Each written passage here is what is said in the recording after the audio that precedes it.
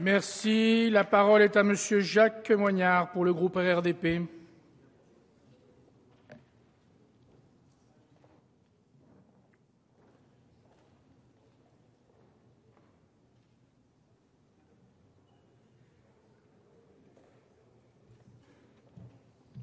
Merci, Monsieur le Président, Monsieur le Ministre, Madame la Présidente et Messieurs les rapporteurs, chers collègues.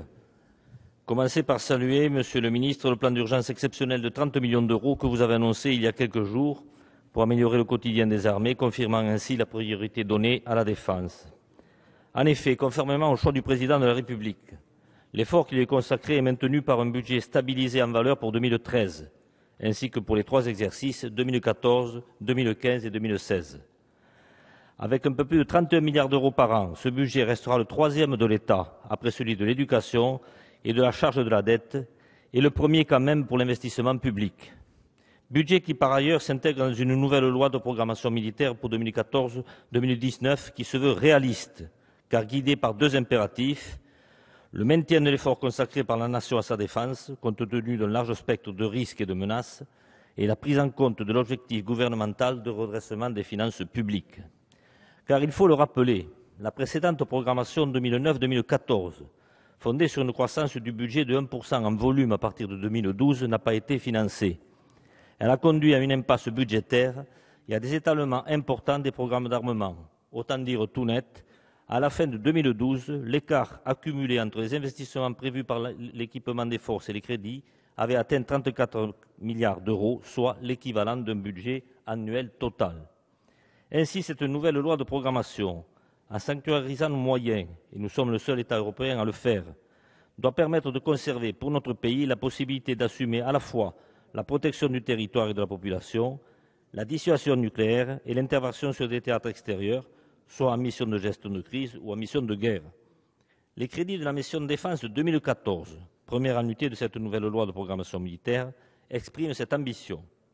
Par un niveau de ressources identique à 2013, obtenu par l'apport de recettes exceptionnelles d'un montant de 1,8 milliard d'euros, provenant du produit des cessions d'emprise immobilière, du nouveau programme d'investissement d'avenir et de diverses redevances versées par des opérateurs privés au titre des cessions de fréquences, apports qui permettront donc une réduction des crédits budgétaires pour 2014. Une augmentation de 500 millions d'euros des crédits d'équipement avec une programmation en hausse de 5,5% pour l'entretien des matériels et un dégagement de crédit de 14% au profit des munitions et des petits équipements. Un effort également fourni en matière de recherche et de technologie avec 750 millions d'euros de crédits pour préserver la compétitivité économique de l'industrie de défense et accompagner la montée en puissance de la cyberdéfense.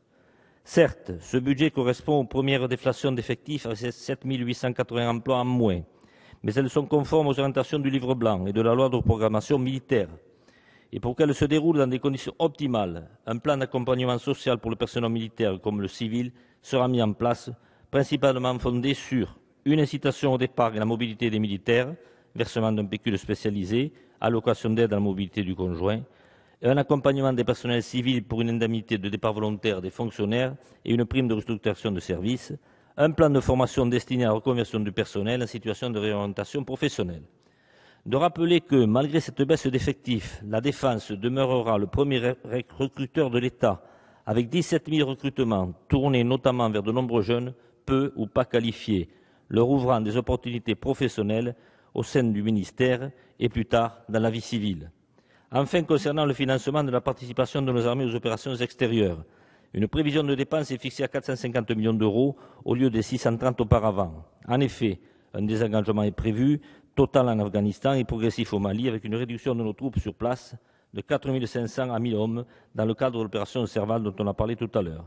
Mais compte tenu de la fragilité de la situation au Mali, avec des combats continuant d'opposer des rebelles à l'armée malienne, les attentats djihadistes, il nous faudra veiller attentivement à l'évolution de la situation et, in fine, de notre contingent sur place. Si tel était le cas, la péréquation interministérielle prendrait en charge le surcoût éventuel des dépenses et ainsi préserverait les crédits d'équipement du ministère. Voilà donc un budget qui permet de concilier un nécessaire redressement des finances publiques avec un niveau d'ambition porté au mieux en cette période et adapté aux nouveaux besoins de sécurité et aux responsabilités internationales de notre pays. Par conséquent, Monsieur le Ministre, le groupe radical, républicain, démocrate et progressiste le votera. Je vous remercie. Merci.